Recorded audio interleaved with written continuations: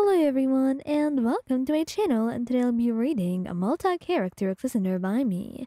So let's get into it. Lyney. Lyney was not used to you wearing shorts a lot. He was definitely a fan of wearing them, and it was something that he was used to. And since you came to Fontaine to live with him, you've been getting more shorts and wearing them around a lot, which is not something that he objected to. In fact, he took a liking to it. He liked seeing you around like that. But perhaps he liked it a little bit too much. From the way he was focusing on your legs. He just could not resist it. Not to mention, it was extremely difficult too. After all, he loves you.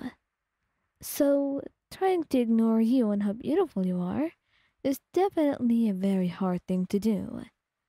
Not to mention, when you're overly beautiful like that. Call him biased, but that's his truth.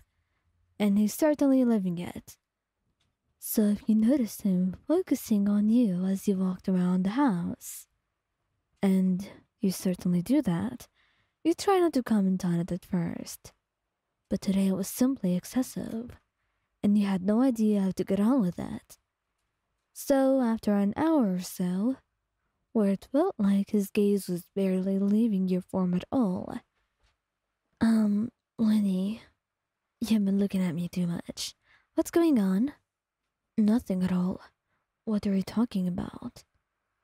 I'm talking about the obvious, and the very obvious thing right here is that you've been staring for a while now, and don't you dare think you're subtle. I'm not blind. I may be ignorant sometimes, but I'm really not blind. So tell me, you like those shorts? You say teasingly, and surprisingly he blushes at your words. Yes, I guess I do. So, since you know what's going on too well, how about I do something to surprise you a little bit? Oh, I'm always up for a surprise, especially with you, Lyney. You tell him with a smile, leaning in to leave a soft kiss on his cheek. He closes his eyes and just lets out a soft sigh. He loves you dearly, and the way you can make his heart swell with happiness with only just a touch or a brush of your lips. So that's why he wanted to make you happy too. And as you sat next to him, he looked down on your thighs, and then held you by the waist as you leaned down, pressing a soft kiss to your thigh. You're very beautiful, Lion. Especially right now. It's like you're a siren. I can't resist you, and I can't look away. Oh, Lyney, I didn't know you were a poet. I'm no poet, darling, but I just know you so well, and I know I'm all up for you. I'm glad you see me like this, though. I wouldn't mind being a poet for you. But then again, I wouldn't mind being anything for you. He mumbled softly, making you blush, and as you held him closer, he gave you one more kiss on your thigh. Maybe you should not have told him that you noticed, but most importantly, he knew you were about to have a good time, especially with the way he was looking at you right now. It was definitely something. Xiao is very awkward with his own affection, and most of the time, he has no idea how to go about his own feelings, or the fact that he actually wants to give affection. He's so hesitant about it. He doesn't know how to process it, and most importantly, he finds it difficult to give. Not because he doesn't want to, he just feels awkward doing so. Feels like he's doing it wrong. Feels like his hands and every part of him is not used to be like that. The idea of touching another person, holding them close, loving them, it's foreign to him, not because he wanted it to be. It was not something by choice. And now that he has all this affection, it feels very weird to him. In a good way. But there are lots of uncertainties too. You can't help but want more, to give you more.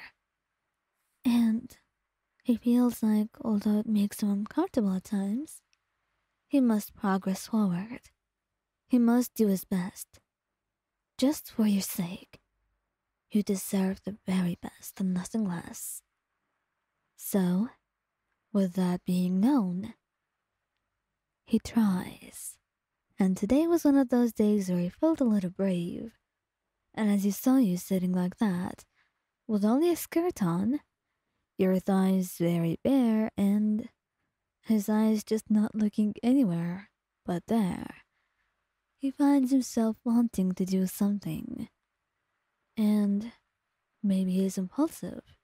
Call him that, because he does it right away. You don't process what's going on until you feel his lips on your thighs, and he looks up at you. He looks very nervous, like he's asking for permission to continue, but at the same time, like he just wants desperately, but more than that. And you can't help but pause, gasping for breath as you look at him. Shall I? Please, Wyan, let me love you. I want to be able to do this. He tells you, and with a shaky nod, you give him permission.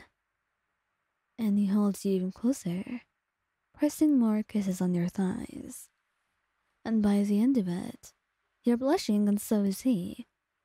But he's so happy inside his side. This place in his chest, it's warm. And he feels like he's been able to do something the way it should be truly done. He feels like he's a proper boyfriend now. Even though you always told him he'd always be a good boyfriend to you, no matter what he does, no matter how the two of you are different in comparison to others. You're happy with what you have. But right now he's even happier. Just to see how he made you blush. How you're so happy with his touch and his kisses. And he's more than willing to give you even more than that, just to be able to see you like this, more and more in the future. And as you hold him closer, and he lets out a soft, contented sigh, he knows he loves you, and he knows that he'll continue loving you forevermore.